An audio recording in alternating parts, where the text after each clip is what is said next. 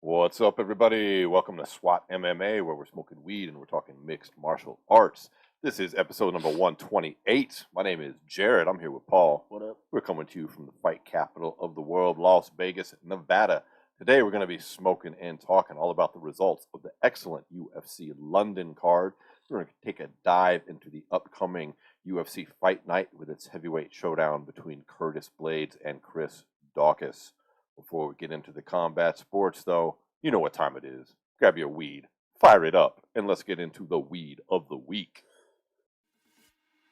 Smoke weed every day.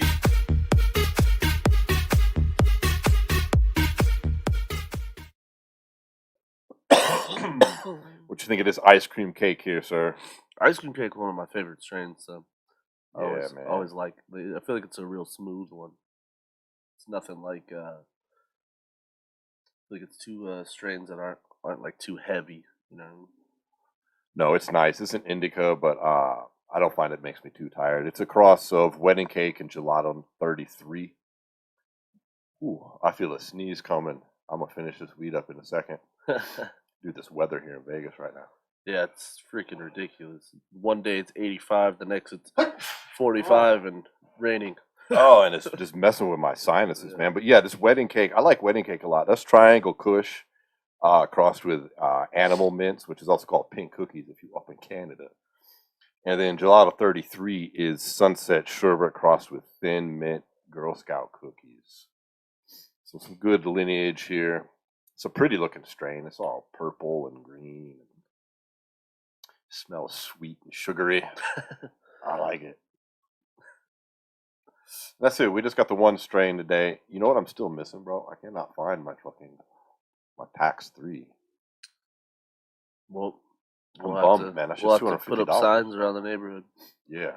I thought it was in my ride, but I can't find it. Yeah. I tore the house up this weekend. No luck. Jeez. I don't think I'm going to buy a new one. I mean, I can't have $500 invested into vaping some weed from time to time. It's too much. Yeah, that's unfortunate. It's a bummer, dude. Yeah, it's sad. But anyways, we'll see. Maybe it will still turn up. Dude, let's dive into UFC London, dog. That's Talk about turning up. Best UFC card I've seen in a long time. Yeah. I've been talking some shit on UFC lately. Yeah.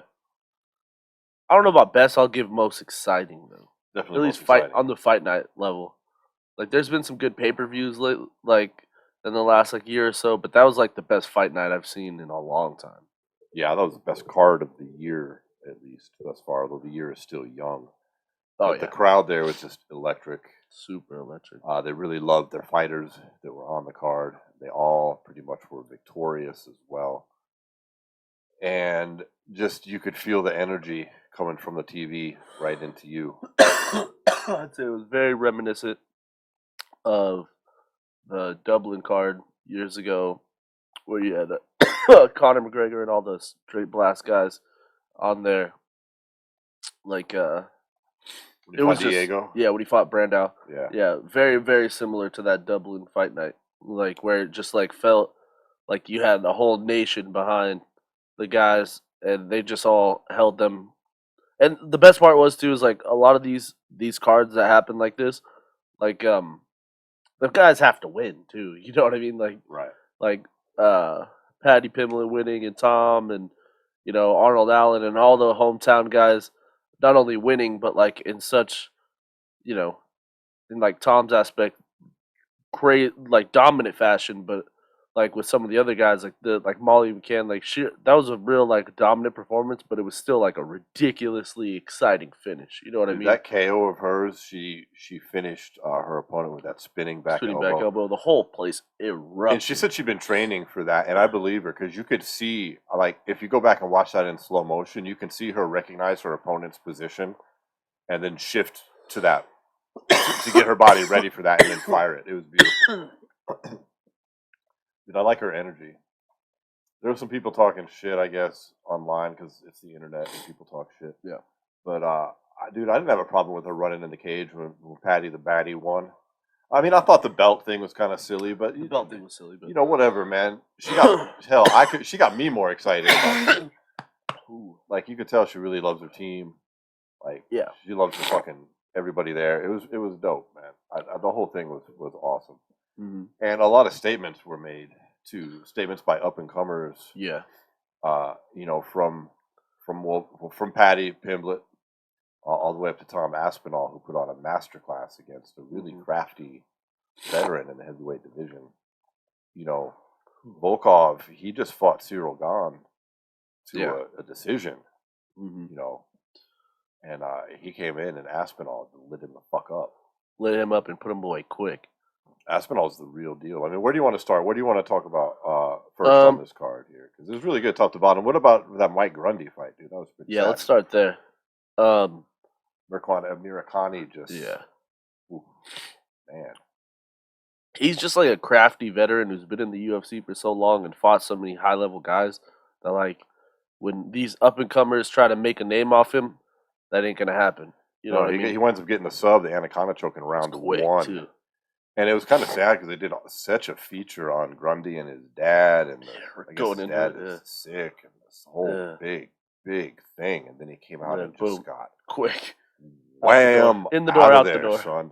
Yeah, like he went in for that takedown and just got locked up, and that was the end of that. Yeah, you can't sleep on Americani. That he's good, as he showed. Yeah, he's one of those guys who's like, he's always going to be in the thick of things. You know what I mean? He's never out of it. He's had some ups and downs in the UFC, but I feel like that was a real big statement for him. What about the Ilia Topuria Jay Herbert was a fucking ridiculous fight. You know, the optics on that were pretty wild because Herbert's 6-something. I think he was like 6'1" and 155 pounds. It's fucking nuts. Old boy's 5'7". Yeah. And the first round, Herbert was just piecing him. Dude, he hit him with a head kick that was fucking disgusting. And his punching was on point too. I really thought he had it wrapped up. And then old boy came back with just a massive knockout to Topuria in the second round. And we've seen him do this in the UFC before. Like he just like his ability to have these like highlight finishes they just come at any time in the fight. Yeah, he just jumps up and hit him with that right hand.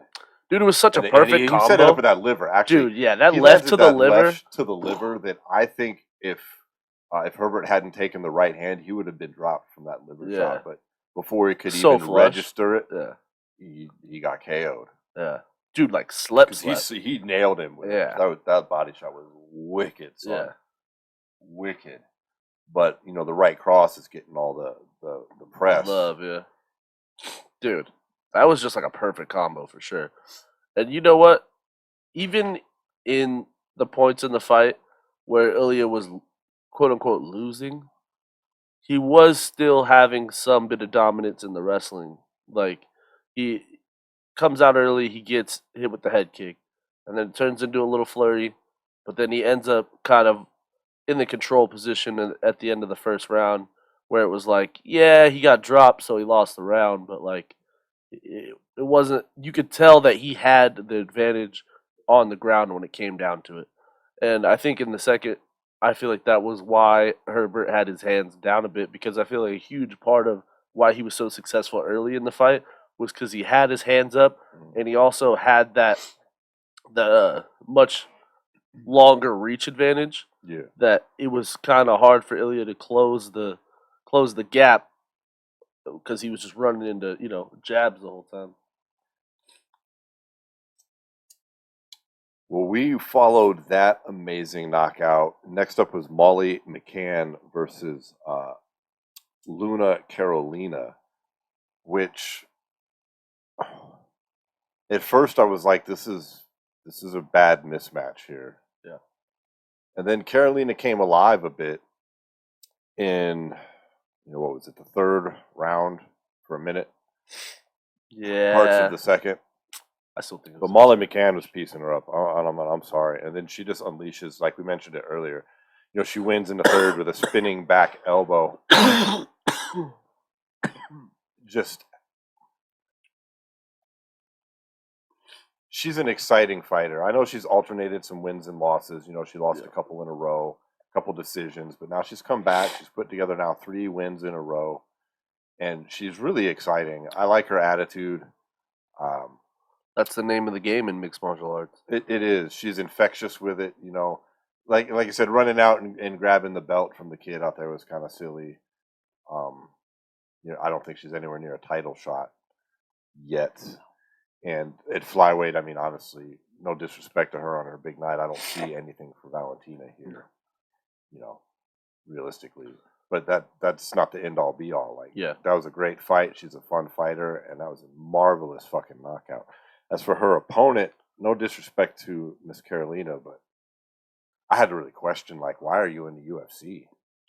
It looked real sloppy there. I mean, and she never really fought back whenever she would get in trouble. She would just shell up and just pretty much eat a bunch of shots. I don't know. Maybe it was, you know, a little bit of stage fright or something. Maybe she's more talented than it appeared. But I didn't know that. Well, that's also a big part of that whole, you know, electricity of the crowd is it almost feels like a home game for those kind of guys. You know what I mean? Like all the guys that's their hometown. That's their people. You know what I mean? Like those are their brothers, sisters. You know, mom, dad, everybody. A good, famous arena too, like that. Yeah. But my point being is like in Carolina's like possible mindset could have been, you know, like that could get into your head very easily. You know what I mean? That very easily becomes, you know, because you hear when one shot lands, it's the whole crowd goes crazy. Whether it hurts you or not, it's like you're mentally, oh fuck, she just cracked me because, you know, the judges are gonna think I just got cracked. You know what I mean? Like it could have been something. There's like a whole that. there's a whole mental aspect of it as well. Anyway, short work. You know, beautiful fight for Molly. Awesome celebration afterwards. Overall, she's very exciting. Yeah. And that led us into the return, the long-awaited, if you're a fan, return of Gunnar Nelson at welterweight, fighting Takashi Sato, who, you know, he's a bit of a kickboxer, karate guy, and I thought he was going to have more to offer, but he just wound up getting smothered. I mean, Gunny gets the decision, but we had, you know, the strike counts like 44-9.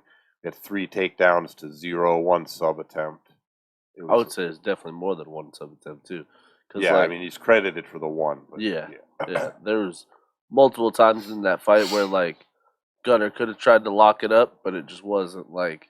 I'll give freaking Kashi that is he was a big part of the reason Gunner wasn't able to finish him was he was doing a good job of controlling that opposite hand, so Gunner could never really lock the choke up. Yeah, but yeah, it was. Gunner was in amazing shape.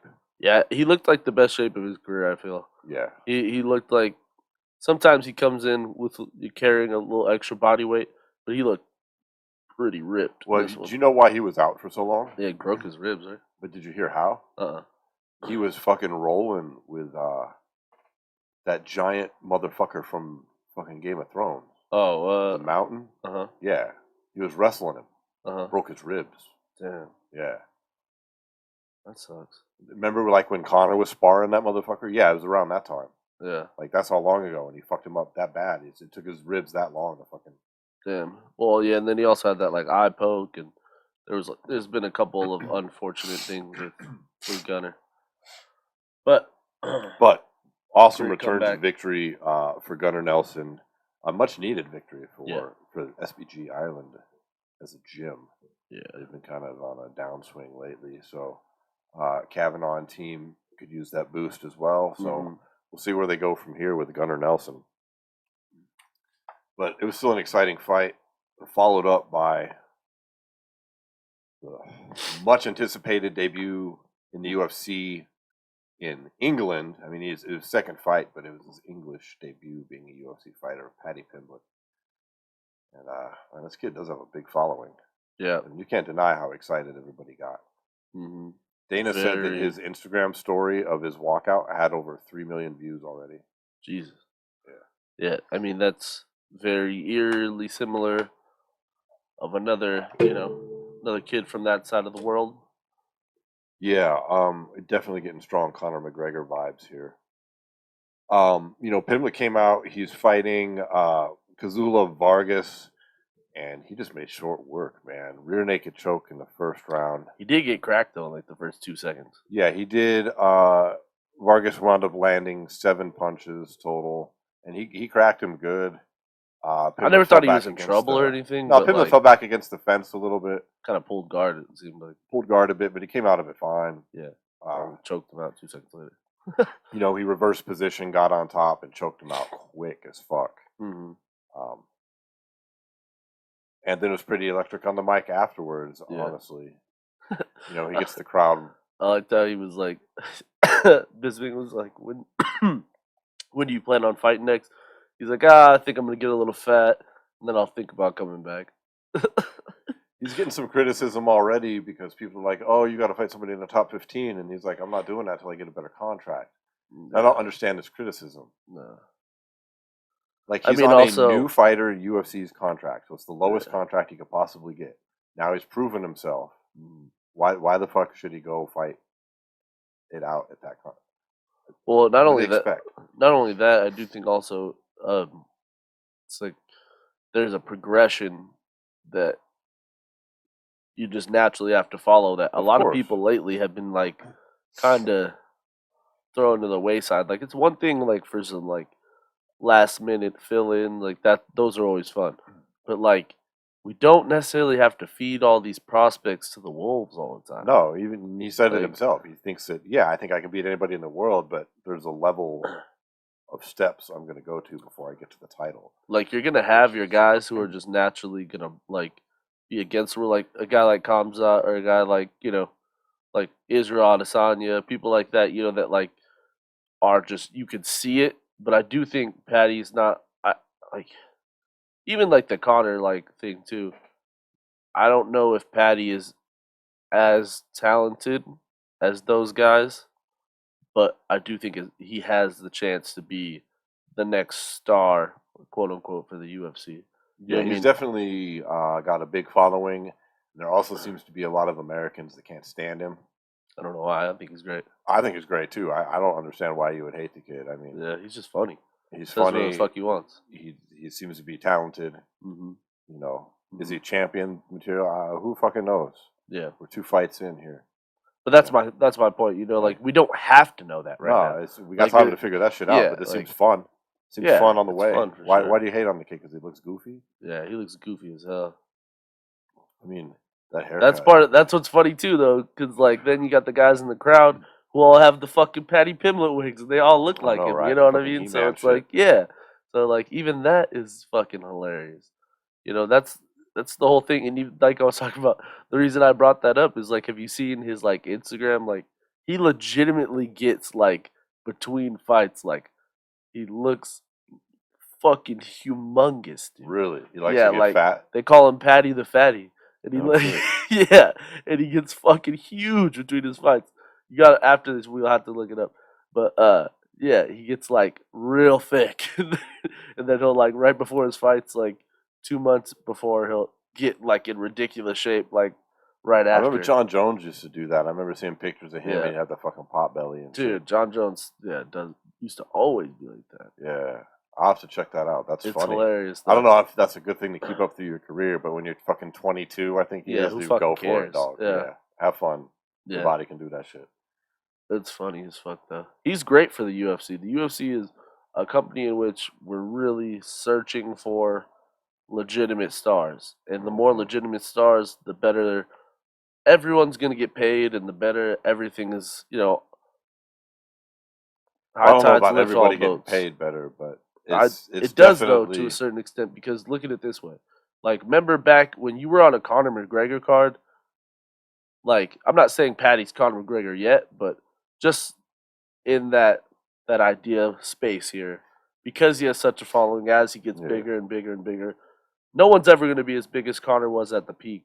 But if he could get somewhat there, a big part of a lot of those like guys, like if you talk to a lot of different guys who fought on those big Conor cards, they were saying that because that would drive so much buzz, a lot of those A lot of those like mid-level main card fights were getting paid their best, Mm-hmm.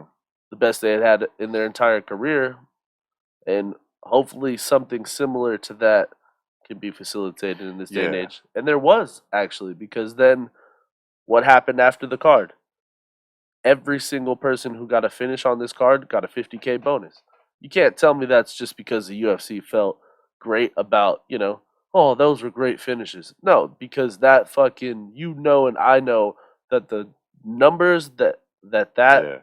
Fight Night was doing on Twitter and all the major, social media outlets that were driving eyes to ESPN were Mhm. fucking through the roof because of They that. had to be. I mean, when Dana's getting 3 million views on an Instagram story of Paddy Pimblett's walkout Yeah. in less than 24 hours, that's really saying something here. Yeah. And the excitement of all the fights, because you know what's different, like, is when you have those. I feel like that always happens. Like these cards always happen when the prelims have like real exciting knockouts or real Mhm. exciting finishes. It brings people into the main cards, and then when the main card then turns around and you get Yeah. 4 or 5 just ridiculous finishes, it just makes there a whole different buzz around what's going on in this promotion, and I feel like that's just like what happened on Saturday. It's just Definitely. there was a buzz about this card that we haven't seen in a while in the UFC. And I don't think there's any downside to a successful Paddy Pimblett in the UFC. No. So I'm all for it. Let's see where this train goes. Yeah. What about that Arnold Allen versus Dan Hooker CoMain Dude, Event? Arnold Allen just freaking put his name in the hat for people who are going to fight for the championship in the next year. Yeah, he gets a TKO in the fucking first round, like just around the 2-minute mark. You know what made it so impressive is he went and did what Dan Hooker does to people to Dan Hooker. Super surprising. I mean, this was Hooker's return to Yeah. 145, and he's coming off of fighting the top guys at lightweight, Mm-hmm. and he still has a lot of respect on his name and his game from that. Yeah. And this isn't what I thought would happen here at all. I thought it was didn't going to either. be a knockdown, drag out 3-round war. I did too. And fucking instead, Dan Hooker gets pieced up. Dude, And Arnold Allen more or less put his feet in the ground and went out and swung till freaking till the Hooker fell, because like even Allen took some huge shots and still kept coming, because I think it was the that second kid's got a flurry of the chin, fight. man. He gets like rocked, and then you see Hooker try to go after him, and as soon as Hooker tried to put his foot on the gas, Allen completely turned around and just put him to sleep. Man, it was what a performance. Yeah, way to shine in your spotlight against a highly touted opponent on the biggest card that you could possibly get on in front of your hometown crowd once again, or home country at least. I'm not sure exactly where in England he's from, but I mean, 45 needs challengers as well. And I think that makes him 10-0 in the UFC or something like that. Yeah, he's undefeated in the UFC, and no disrespect to, I love Max Holloway just like everybody else, but I don't want to fucking see it, dude. I don't want Max versus Volkanovski fucking 3. I don't want to see Ortega get a few wins and get another shot. Some fresh blood, please, would be nice. I don't even really like this Korean zombie fight, but whatever. I still don't understand how Holloway is the backup. My brain hurts with that. Like, seriously makes my fucking brain hurt. But so I'm excited. Arnold Allen, who's next for him? I think you got to put him in there with a guy like in that top 5 realm. What about Max? What about Brian? One of those two guys, maybe. I think Brian or Max makes a lot of sense. Maybe Calvin Kattar. Yeah, I think that's who we called out afterwards was Kattar. Maybe Giga. Didn't Giga just lose, or did he win? Kattar, yeah. Yeah, that's what I thought. I don't know if he gets much smoke there. Maybe Josh Emmett. Josh Emmett is something. I think he's ready for a big name though. I just mean anybody in that like 7 and up. I mean, Holloway's not getting this replacement fight. I almost wish he would though. Yeah. Not that I wish something would happen to fucking the zombie. I don't, because what happens after that? You go, well, You had Volkanovski, who was a dominant champ. So let's run it back a fourth time because now he's 2-1 against him. I don't even know what I'm saying, honestly. Yeah, like it's just. I just said I didn't want to see that, and then I said I wish you would. Just turned it around right away. But yeah, no, that's kind of the unfortunate point at which this division's in. I mean, it's not unfortunate because I do think that they have right now two of possibly the greatest 145 fighters of all time in the same division at the same time. That's never a bad thing. But I do think, as far as like legacy wise, Max Holloway has to have this fight again, and that's just he's never going to stop chasing the possibility of that third fight. You know what I mean? It's never going to be like, oh, well, I'm just going to go to 55 because I just don't see that from Max because those two fights were so close. Like, it just feels like there's always going to be unfinished business with those two. Well, Arnold Allen showing up on the scene is a nice fucking change. And if Yeah. he can get in there first or fight Max, because Max isn't getting this replacement fight. So, Yeah. I think that would make Him and Max would be a good matchup, I think. Because it would, like, you didn't really, a lot of people didn't get to see it, obviously, over the weekend because Arnold chose to just go out there and make a statement. But if you watch Arnold Allen fight, he is a very technical striker. And I think that him and Max would be a very I interesting. mean, do you think Max Holloway puts fucking Dan Hooker away like that? I don't know. I don't know. I don't think so, personally. I don't know if Max Holloway really puts anybody away like that, though. Right. Like, that's just. Imagine he's a if different Arnold Allen fighter. came out and did that shit to fucking Max Holloway. Dude, just piece him the fuck up. If he did him like that, that'd be crazy. That would be the most ridiculous thing I'd ever see. No one does that to Max. Even the people who beat him, no one's ever done that to him. I guess Dustin kind of did that. Yeah, that's the but closest. like that fight kind of gets a pass because it was over. You know, he was overweight. I do want to bring something up actually on the other side of things. Let's. I mean, like, great fight from Arnold Allen. Don't get me wrong, but I do think we do need to have a little conversation about the wars Dan Hooker has been in the last couple years and how those have affected him possibly not having the same chin that he once did. Because, like, if you look at back to back, if you look at the Paul Felder 5-round fight, which was a fucking absolute war, both guys look like they ran into a chainsaw, and then you look at the Dustin Poirier fight directly after that, in which it was a very similar fight in that same aspect. It looked like both guys literally just got ran over. Like, those wars, I feel like, have worn.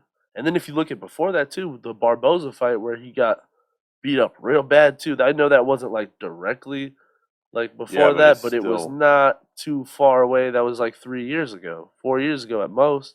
And so if you look at all these like kind of adding up, I know Dan Hooker's not old, but I do think he needs to kind of rethink some of the decisions he makes in the octagon. Yeah, well, I'll tell you what I thought immediately after. And then Chandler knocked him out. As a fan as I am, I think Dan Hooker's days of being an elite fighter in the UFC are done. Done? And by elite, I mean rankings-wise, top 7. Okay, top 10, top 7. See, I think he could rock top 10. I don't think he's. I think he's done with that. He might hang around the top 10 for a minute, but and that's fine. There's no shame in it. You had a nice run, dude. You hung with some of the best in the world. Yeah, but he's on a few beat downs now. Some rough ones. He would be needs like kind of a little warm up side fight. I think he needs to just do a little reset. You know what I mean? And nothing's wrong with that. We've seen plenty of guys in the UFC who don't necessarily get cut by the UFC or anything like that have like kind of reset points in their career. Look at plenty guys like Clay Guida and Edson Barboza. There's been tons of guys. The champion of the world at 155 pounds. Freaking, that was his whole career leading up to being champion. Oliveira had like various runs of wins and losses and long streaks. He's a great example of and that. And people like RDA. So it's not over for Dan Hooker in my opinion. But I do think he kind of needs a little bit of a career reset. Yeah, I don't think his career is over. He's done in the UFC or anything. I just think as far as like title aspirations and getting, I think that was the peak. We'll see. Yeah. But I think it's a completely different situation with the main event. with Tom Aspinall taking on Alexander Volkov in a heavyweight showdown. Tom Aspinall is in the exact opposite place of Dan Hooker. I think this dude is on the verge of greatness. Yeah. He's a young fighter. He's complete, man. That's the thing. I hate to say this cliched shit, but he is the new breed. Yeah. I mean, I was thinking so beforehand. You know, this isn't like we just now are talking about Aspinall the first time on the show. But this was a strong test, and my God, did he just mow through a guy that is super, super skilled, a respected veteran who just took a guy who was fighting for the interim heavyweight title, who had the interim heavyweight title, who fought Ngannou for the championship and went 5 rounds with him. He went 5 rounds with Volkov. Gon did. Yeah. Not fucking Tom Aspinall, son. Dude, he popped his elbow out of place, too. Yeah, with that straight armbar submission in the first round after piecing him up on the feet, too, getting 2 takedowns, getting the sub. His boxing and movement were so slick, bro. And I'm going to say it's boxing. You know, I talk a lot of shit and say it's not boxing, it's striking. That was boxing. Tom Aspinall's got good boxing, which he should after spending a year and a half training with Tyson Fury. Yeah. I do think also his ability to move his head is something that we haven't necessarily seen at heavyweight. He was looking his head sharp, movement man. is ridiculous. There was a point where he got they got into that weird flurry where he ended up on his back. Like he missed a kick and slipped and went on his back. And Volkov tried to meet him in the middle and hit him with a big shot, and he was able to still move his head while he was falling to the ground and get out of the way. Super impressive. Like, I am on the fucking Tom Aspinall train. Me too. This dude is legit. I think he's. I think a really interesting matchup would be him and Ciryl Gane. And he's fucking big too. He's 6'5", 250. Yeah. Like, he's not one of these smaller heavyweights. Like, he doesn't look that big in the octagon for whatever reason. Maybe because Volkov's fucking 6'7". Yeah. But dude, Tom Aspinall is the future champ. I think. Man. He's been training for this. Like, it was pretty interesting. I think he said he met Dana White when he was 12. Well, that's cool. Said he's going to fight in the UFC. Now here he is. I think that was him. That's cool. That's cool. But he's been training for this his whole life. I know that. Like, he wasn't like a boxer who picked up MMA. Like, he's been training for MMA. He definitely has a super well-rounded skill set. And dude, that boxing and movement is on point. He moves like a fucking welterweight. And he's a big boy. That's what I'm saying. I think if Ciryl Gane had wrestling, that's what he would look like. I don't know, man. I think him and Ciryl Gane makes so much sense to be next, though. I think that's the fight to make. He needs to fight a top tier guy, and I don't mean any disrespect to Lewis, but not a Derek Lewis. You fight a complete fighter like Gane. Yeah, I love it. That's it right there. Fight him. The Frenchman versus the fucking Englishman. Yeah, let's do that shit. And I think both the guys, because I know Tom's another kind of a fighter you can point to where I feel like they've brought him up the right way as far as moving up a competition. But I think now you have to push that to the wayside. Dude, it would have been one thing if this was a close 3-round fight or something, and he was like, "All right, well, he can hang. He can hang with big dogs." He eked out a victory. No, he came in and mauled this motherfucker in the way that other top tier heavyweights have not been able to do. Yeah, like that's not what I thought he would win, but not like that. Yeah, me either. Like, we haven't seen that happen. No. I mean, jeez, bro. Yeah, that shit was nuts. So I'm excited about that. That's heavyweight, and this kind of leads into it because what's next for Aspinall. I think Gane makes a lot of sense, but we've had a little noise here, and this kind of shifts out of this fight night card into something some on the surface bubbling around that Aspinall leads into, but it's Jon Jones. Like there was some talk from Dana in the scrum afterwards and in the pre-fight scrums about Jon Jones, about Ngannou, because he had his surgery. Yeah. Okay. Because let's say they wanted to rush Aspinall into a title shot now, they can't do it because Ngannou had surgery on his knee 2 days ago. Yeah. And is out for approximately 9 months. And even if his contract situation gets completely worked out, which it's not, they're already looking at an interim title. And what did we say on the show like 3-4 weeks ago when Francis was fighting? They're going to usher him out the door by ushering Jon Jones in the door. That's their fucking play, to be like, fuck Francis. And they've already laid the groundwork. Suddenly, Dana White is talking about Jon Jones for an interim heavyweight title. Yeah. He didn't necessarily talk about a, like, opponent or anything. No, he's not saying it's a done deal or anything, but he's saying, yeah, that makes a lot of sense. We've got Jon Jones. I think bringing him in for an interim would make a lot of sense right now. And, dude, that's such a different tune. Than he has been saying. 100%. Yeah. And Dana fucks around with a lot of shit. Like, sometimes he means the opposite of what he says. But in this case, I think they're serious. And I think he's just laying the groundwork for what will ultimately see Francis leave the UFC. And they'll hide that noise by either promoting Jones to full champion or having some big fight with him as the interim fighting for the big title. Yeah. And they'll just cover that whole noise with Francis leaving. Yeah, that's always been their play, though. You Probably know what I mean? With Stipe, honestly. But we'll see. We'll see, man. It could be Tuivasa's making some noise. Like, there are some people talking about, do you do, in the post-fight, do you do Tuivasa versus Aspinall for the interim? And fucking Dana shat all over that. He was like, hell no. Yeah. Neither one of those guys is ready for that yet. No. Like, they're close, but not I don't think they are either. I agree. That's a very, hometown question. Yeah, for sure. Yeah. But yeah, I feel like Aspinall's right in the mix, though. If he's not quite there, he's one fight away.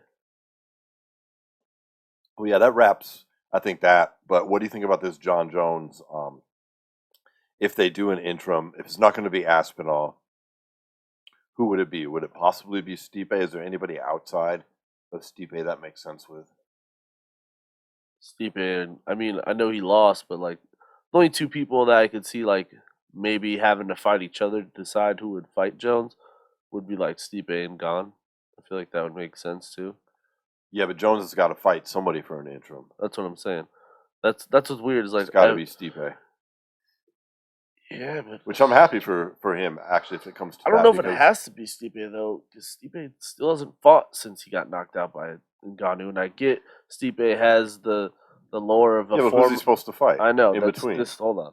So I understand what you're saying, but at the same time, so much time has now passed since then. I feel like as far as like where the weight class is at, that I feel like if you're Cyril Gane and you're Stipe Miocic, you can both say you have the same claim to the title.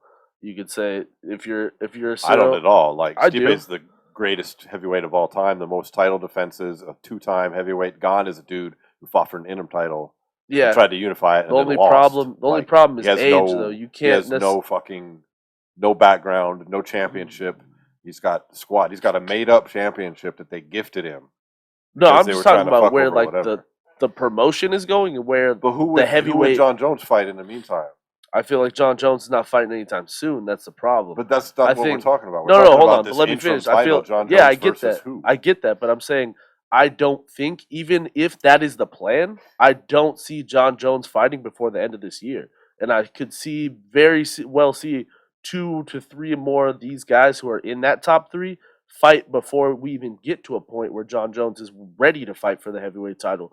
Because that's the thing is like we can sit here and say all day long that Jon Jones is going to fight for the interim title in the near future. Francis is healed. It's not going to be when Francis is healed. Francis is not going to be healed until next April. That's 9 months. Yeah, but Francis is not coming back till next April. I'm saying I can see Jones fighting in February for the heavyweight championship, and there's so many fights I feel like that could happen that could lead into who actually gets the championship. That I feel like Stipe and Cyril Gane need to fight each other to decide who gets that interim shot. Because the only problem I have with Stipe is I feel like he's at an age in which his prime as a heavyweight he's not in his prime anymore.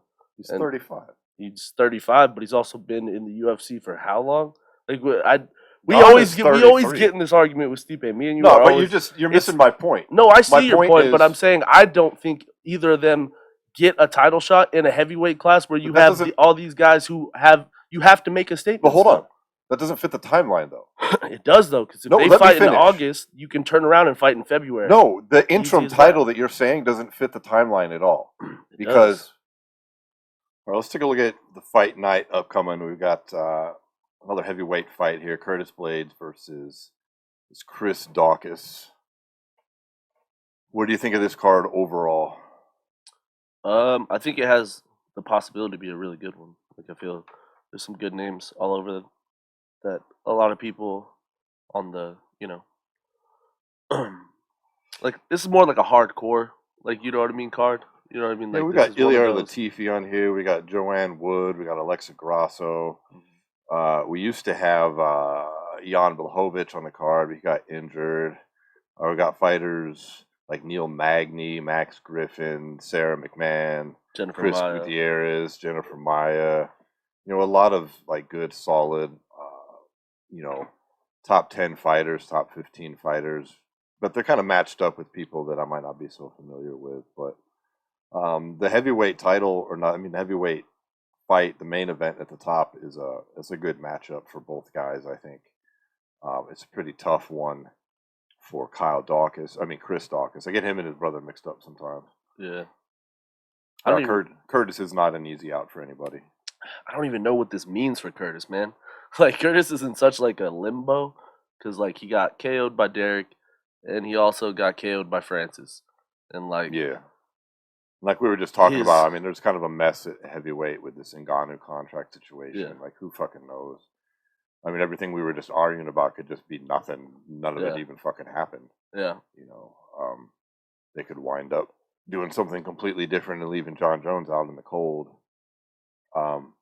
But Curtis Blaydes is a guy that could be in the mix with a win here, possibly. I also think if Chris is able to win this fight, he's just that puts him right in the mix too.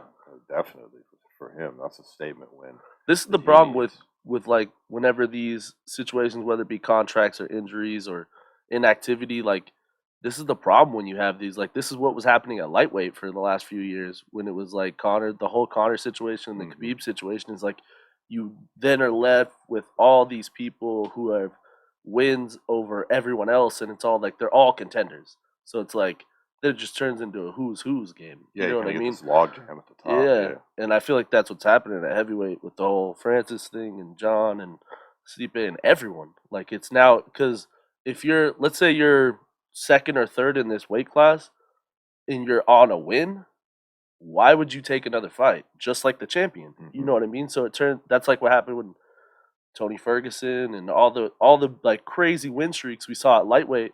Not because they didn't deserve title shots, because title shots were at such a premium that you're just like, No, that's a good point. It's an interesting bout, though. I don't even know who to pick here. Daukaus has been surprising with his skill levels. You know, for a guy who was a part-time fighter, you know, he was fucking cop, and he's made the switch over now, I guess, to full-time fighting as he should. Yeah, and it's cool. It's got to be cool to train with like your brother, who's also like kind of at the same level as you too, though. Like that's got to be a cool like dynamic. It's an interesting story. I guess I kind of like to see him get the victory just for the storyline, and I'm always a fan of fresh blood in the division, like we were talking about earlier with Arnold Allen at featherweight. I think that Kyle Daukaus or Chris Daukaus at heavyweight would be another welcome addition to a division that kind of can grow stagnant at times with the same names, you know, fighting each other or waiting for title shots or whatever. So we got an interesting co-main event. Final pick though. Oh, I'm gonna go ahead and pick Daukaus. Daukaus by KO. Yeah, I think Blaydes sneaks out a decision. Honestly, I think that's a more likely outcome, Paul. But I'm just going for what I I feel that. I kind of want to happen, I guess. It's heavyweight, so I'm always excited for a knockout. And we'll see what goes down. What about the former Joanne Calderwood? Now just Joanne Wood. Kind of ironic. That's really funny. She marries a guy with half her last name already. That's hilarious. So she's taking on a tough out here with Alexa Grasso. Like, yeah, Joanne don't get no easy matchups. Well, yeah, I feel like that's where she's kind of at in the division too. Like, there's no easy fights when you're in that top like 5 to 7. You know. for sure. As a fan, I'm a big fan of hers. I'd like to see her get the victory here. But I don't know, man. I think this is a toss-up. Yeah, I feel like this is a 50-50 fight. Honestly, Grasso's a real tough It's fight. really whoever's on their game. I think the win does more for Grasso. Yeah, where I like she Joanne get though. it. I'll But take Joanne. I much prefer Joe. I'm a big fan, so I Yeah. hope that she gets the victory here. She needs it. I'd like to see her string a few together in a row. She's had some kind of ups and downs. Yeah, But she is fighting, the top tier in the division. yeah. So she was so close to that title shot, and decided to take a short notice or fill in or whatever it was. Yeah, can't remember what it was, or it was like they put someone else to fill in for Valentina. Yeah, I it was think, like or the something champ like couldn't that. fight, and she was like, "I'll just Yeah. take another fight in the meantime." Yeah. And then there you go. And that happens. I don't know how I overlooked this fight. This is literally the title eliminator right here at flyweight. We got Askar Askarov versus Kai Kara France. I didn't Very even know. important fight. Yeah. I didn't even know how I overlooked that one. I missed it. But Kai coming off that big knockout of Cody Garbrandt, and then Askarov has kind of just been in limbo with the Mhm. whole championship situation. But he's the only he hasn't lost in the UFC, but he does. Him and Brandon Moreno fought to a draw, Right. so that adds into the mix too. Like this is a really big fight at flyweight, honestly, right here. That's a huge fight. Definite title eliminator, like you said. And they need this because do we really need to see Moreno and freaking Figueiredo go again? Like, Can't keep doing this yeah, with all like- these divisions. We saw it at welterweight with all these same guys again. yeah, We've seen Usman fight two guys twice. Izzy's doing the same thing too. Izzy's pretty doing the much. same shit. Yeah, We don't need it here down here at featherweight or Flyweight, flyweight yeah. with you get a fourth fight with these guys. So no, I'm hoping yes, one of these two makes a statement win. You better not sleep on Cara France coming off that big KO. yeah, I think he's got it. I'd like to see him get it. yeah. You know who I was surprised to see is on this card as well is Ilir Latifi fighting fucking Olsnik. Olesic. Yeah. I can't. His name tongue ties me sometimes. But Yeah. dude, that's just a weird matchup because it's a heavyweight, obviously, Mhm. and Latifi's small. Keeps trying to fight at heavyweight. He lost to Derek Lewis too. Man, I don't like this fight for him. Alexi's tough, man. He's got all those subs. Mm-hmm. I don't know. He doesn't have much of a neck. I guess that helps him. Latifi. I don't know. Maybe he can't get his arm around there. I don't know if there's Yeah. enough room to fit a heavyweight arm underneath his chin and his upper pecs. We'll see. I don't like that fight for him though. I don't like Latifi at heavyweight. Yeah, I don't think it makes any sense for him because I think he's what, like 5'10" or something like that. Yeah, dude, Like 5'9", legit, maybe. He's real small. Yeah, I mean, he's jacked. He was kind of small at 205. He's just jacked. Yeah, it's like a fucking fire plug. But I wonder what he like walks around with, like what he walks around at, dude, I don't know. because he's just like weirdly thick. Like you know what I mean? Like he's like fat buff. You know what I mean? Yeah. Like at least at heavyweight. Like when he was at light heavyweight, he was just like in real good. Like you could tell he was in real good shape. But like when he fought Derek Lewis, I was like, ugh, he looked like he took some time off. Yeah, he's been on the eating bend. Yeah. That's how you made it to heavyweight. Yeah, exactly. It wasn't because you backed on, so just decided I'm going to cut weight. Nah, he kind of did the opposite. Who's that dude that trains with Chris Weidman? Oh yeah, He did the same thing. He just same got shit. fat. Like he fattened his way right up to heavyweight, fuck. man. He just retired too. Yeah, oh boy. John Vellante. Yeah, Vellante. Gian Vellante did the same thing. Same Just thing. ate his way to heavyweight. Yeesh. But yeah, we'll see how this goes for Ilir. I think Alexi wins. I wonder how many wins that'll be for him. It's got to be something almost like 50, right? He had like 46 or 7. Yeah, I think he's got before. a lot. He's got over 60 fights. I think he has over 100. Yeah, it could be. Because he has a lot of losses, dude. Did you know who else is showing up on this card? Matt Brown taking on old Brian Barberina of all people. That should be a tough. That should actually be a pretty tough fight. I feel like that's a good fight for where both those guys are at. Yeah, I do too. Brian's always a fun watch because he's like a zombie sometimes. He just eats so many he's been in so many just crazy exchanges over the years. And Matt Brown can still dish out some punishment. Dude, Matt Brown. I'll call him the Immortal for nothing. Yeah. So especially if he's nice and angry and pissed off, he seems to be able to dish it out. So Dude. I'm actually excited for that. You know, it's kind of a meaningless fight. It doesn't have title implications or nothing, but it's fun. It's fun, yeah. It's I like fun it. Fight. I definitely like it. There seems to be an excessive number of fights on this card. Yeah, there's a lot. There's 15 fights on this card. That's a lot. Holy shit. Jeez. I was looking at this list like, my God, man. I was like there's too many to really talk about each one. But, you know, we do have Neil Magny fighting on this card, like we mentioned before, but he's fighting Max Griffin. That's a fun fight right there. Yeah, that's real fun. You know, Neil really campaigned for the Chimaev fight. Didn't get it. They ultimately went with Burns, which is a much harder out, I think, for Chimaev anyways. Yeah. But this Max Griffin, that's a fun fight. He's tough. He can scrap. Yeah. Strong. He could lay Neil out if Neil's not careful. Yeah, I think Max is always dangerous. You know what I mean? Like, he's another one of those guys we were talking about like earlier. You know, they've had their ups and downs in the UFC, but he's always like he always goes on these runs where you think he's about to do something big. So who knows? You know. Well, overall, I think that this fight night pretty entertaining on paper. We'll see how it plays out. The only big downside is, of course, it's at the Apex. I'll miss that electricity from last weekend for sure. Yeah, there's a lot of fighters talking about that. You know, they didn't get into this to fight in front of 50 people. Aspinall mentioned that in his intro. Yeah. So we'll see what Dana does. But here, as we come to the end of the show, we did have a bit of news that I think is worthy at least to chat about a little bit. We did pre-show, but you know, Conor McGregor comes out with a big interview here on the Mac Life from his bar. What is it, the Black Forge Inn, I do believe it's called, in Ireland. I gotta say, they talked about that for a portion. Did you see the interview? I didn't see it. I just saw the headline. They talked about that for a while. I think he's about to blow up, before we get into the announcement, blow up some beer sales too. Oh, word. Like, he's about to come out with that stout that they've got, which is apparently super popular. Oh, yeah. And you know, just comparatively, like he said that the Irish whiskey market's like $1 billion market or something, and the stout is like 11 billion.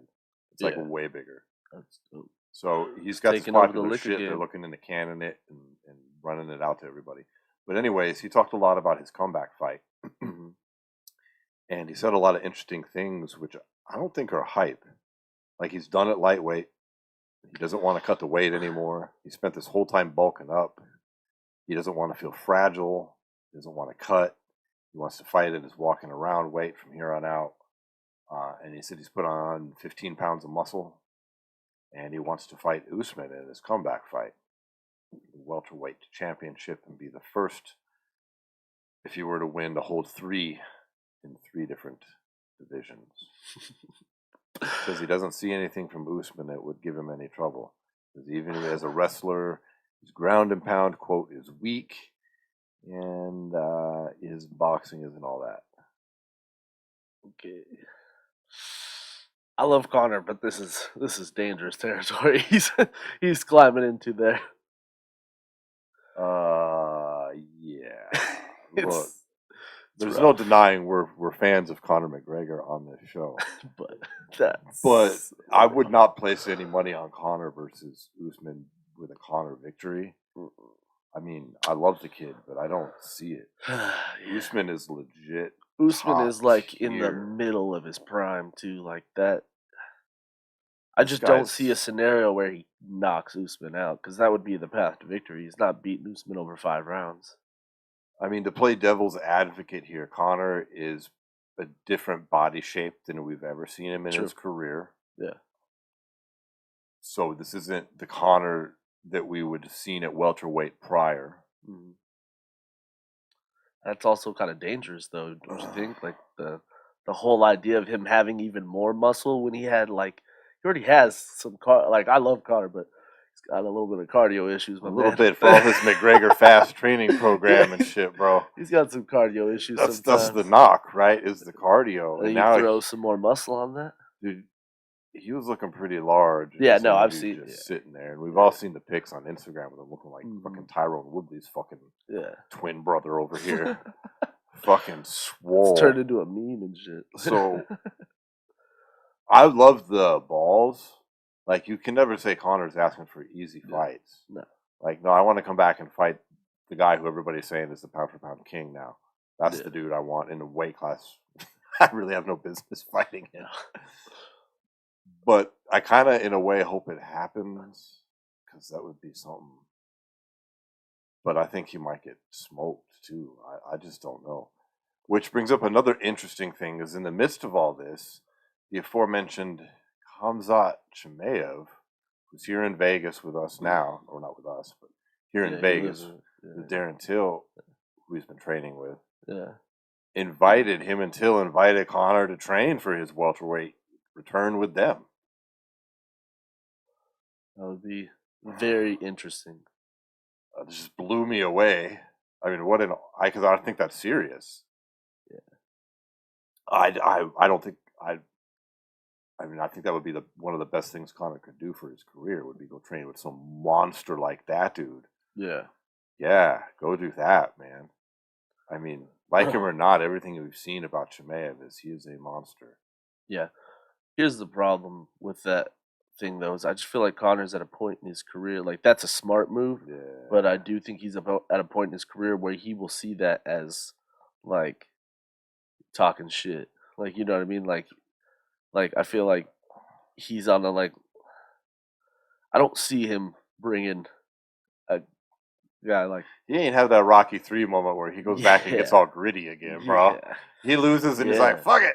You know how much money I'm making? Not only that, too, like, when you look at his training camps, he, like, has so many, like, different partners that he brings in, like, just around him. I just don't see a scenario where, like, a Conor McGregor would go do what Darren Till's doing right now. You know what I mean? Oh, I wish he would. Like, he's not going to jump into a giant gym over at, some Stars or some gym up in Sweden and get in there with the rest of the boys and fucking go to 3 p.m. jiu-jitsu class and 4 p.m. striking, and you know what I mean? Like, I agree with you, bro. I don't see a scenario. Maybe if, like, he brought them into his training camp and, like, it was like private sessions, probably. Yeah, maybe. But I don't see it. Like, you know what I mean? Like, Darren Till's in the midst of, like, being a part of that camp. Yeah. I don't see Conor being like, I'm in. Like, you know? Like, no, I agree with you, bro. You know what I mean? He's just like, I'm in, bro. I'll be there tomorrow at 4 o'clock for wrestling. Like, I also think that Conor's serious with the Usman thing, and I don't think it's near as far-fetched as people might say, because there's only one person in the UFC that can talk his way into a title shot coming off back-to-back losses. It would be Conor McGregor. Yeah. And the UFC knows that there's a limited window, especially now, of being able to do this with Conor. Like, there's not too many left where you can get these monster Conor McGregor pay-per-views, and this would be one of them. And it's on the offhand chance he were to win. Oh, that's every fucking ever since like he's been coming back. I feel like every time, like, I feel like that's kind of now Conor's MO. He's just like, I'm gonna try to beat the hardest person in the whole world to beat, because it's like he was gonna fight Floyd. I feel like since the Floyd fight on, it's just like, how many times are we sitting here outside of Cowboy, obviously, but like how many times have we been sitting here and been like, dude, if he fucking pulls that off, you know, like, I feel like that's his new MO. Like, when he fought Floyd, it was like, dude, that's gonna be tough, but like, imagine if he pulled it off. When he fought Khabib, he was like, dude, fuck, Khabib's pretty nasty, but imagine if you beat him. Like, you know what I mean? Like, it's just like, I feel like the task just keeps getting taller and taller, and I mean, could he do it? Who knows? But like, I'll watch for sure. Oh, I'll watch it. Yeah, I'll watch the fuck out of it. Like, that's the thing with Conor McGregor, though. He's just like had that buzz around him his whole career. And Usman's already talked about he would take that fight. 100%. 100%. So, I mean, I'm not saying it will happen. I'm just saying it's not as far fetched as people might initially think. Yeah. I think it could happen, dude. I don't think. Now that I sit here and think about it, like what we were talking about a bit before, like the whole welterweight situation. Like, imagine Burns beats Khamzat. If Burns beats Khamzat, the Conor fight makes all the sense in the world because, like, it's like big pay per view. No one's left at welterweight. Everyone's kind of beat each other. It's this reward to fucking And, Usman like, for like being so Usman, good. yeah, you have to get your boy Usman a big ass paycheck for that. Big ass pay per view, like. But do you think that pay per view sells like big numbers, like the other ones? Yeah. Like, you think it would be? What's the record? Him and Nate, right? I think it's The first time? The 2 mil, 2.1. I think it did. Was it the second time or the first time? It was the second one. Oh, okay. They're both, we're not counting the Floyd one, obviously. Yeah, obviously not. We're talking just the UFC ones. I mean, marketed Dude, right, especially Conor coming back bigger like that and looking all swole. Yeah, I don't. The marketing would have to be on point, without a doubt. They couldn't be doing the bullshit press conferences they were doing, like the Colby and fucking George shit. Like, they would need to have like legit, like Conor McGregor style press conferences to bring him back like that. Yeah, it would have to be like large scale. We'll see. We'll see what happens here. I think you're right about. And what they can't do is put it in fucking Abu Dhabi either. It needs to be in Las Vegas. Yeah, make it a fucking event, and like they might be able to pull a Legion off with that, dude. Right? Pull one massive fucking Conor McGregor deal at the end. All right, here's a dream scenario right now. They pull that off, and the co-main event is Jon Jones versus Francis for 10 mil apiece, because that's what's gonna happen. That's the dream card. They could fill Allegiant with Conor's comeback on this one. Oh, easy money. They could fill Conor, especially. They give it enough time for those Irish people to get over here too. Oh yeah, shit, bro. Because it's so hard to get tickets, man. We know we're here. We've tried. You can't even get tickets now to go to the fucking weigh-ins and stuff. Because when Conor came out, they ticket you for that shit. They ticketed you. Like they're free, but you still gotta have a ticket, and there's only a limited number of them. And like it's like, all right, it comes out at 3:00 tomorrow. 3:01, no more. Sorry. Right, there's no more. You can't go. Fuck. I mean, you could switch everything to there. Yeah. Then everybody could go. Even like the private workouts and shit that they do, like, well, not private workouts, the public shit, where they put the mats out and shit. You can't even get into that. You turn it into the last. I don't think Conor wins that fight. That's why I keep saying it would be the last. Like, last hurrah. The big last fucking monster Conor McGregor event. The only problem is I think, that would be better for like an international fight week or something like that. Yeah. And that would mean Conor would be out a whole nother year, because Usman's already fighting on international fight week against fucking Leon. Just throw Conor in. Fuck Leon. Sorry. I see him doing that, dude. Right? If Conor was ready, he was like, "I'm in." Fuck that fool. That's all he would have to do. That's all he'd have to do is go on Twitter and just start saying "fuck Leon" like a whole bunch, and then like, "All right, Leon's out." We're gonna do Conor. Disney execs. That's what they do. Dude, that's like, literally, bro. That's literally what they did with like Colby and George. Like Leon was about to fight George and get the number 1 contender spot, and they're like, "Psych, George is hurt." Colby, you want to fight George in 3 weeks? Yeah, I'm in. Yep, let's do it. Oh man, you can do it. Leon is the most disrespected welterweight of all time. It's sad. It's so sad. Everyone's just like, Leon, don't worry about that. Yeah. I know, shit. We're acting like Usman's just gonna waltz right through him. Like, I think he is. Yeah, he is. I was gonna say, what you think we're with? No, that is what I'm not even talking about it with this Conor scenario. It's like, no, that's not even happening. He's not even fighting Leon. Or Leon. Dude, he's gonna fuck Leon up. But yeah, Conor and Usman, I fucking guess, man. That's the most likely fight I see. But Usman will ragdoll Conor. That's the only problem. I don't know if I want to watch that. I know, as a fan of Conor. Let's talk about it in that aspect. Then, what do you like? If that's the show's over. Like if Conor goes out there and gets ragdoll, like that's the end of Conor then in their career. Yeah, 100%. He might be able to do boxing because he would have lost by wrestling. Yeah, maybe could spin a few boxing matches, but I doubt it. It would be pretty. It just wouldn't be that consequential. I feel like it wouldn't be any reasoning to it. So And I don't have a problem. I don't personally. I think Conor should have retired already. But if you're gonna fucking do it, Yeah, if you're gonna do it, do it. go for it all. I guess Yeah, you know, go like, for one last big. What's the biggest thing you could do? do I think That. any of this is fair? Absolutely not. No. Oh, God.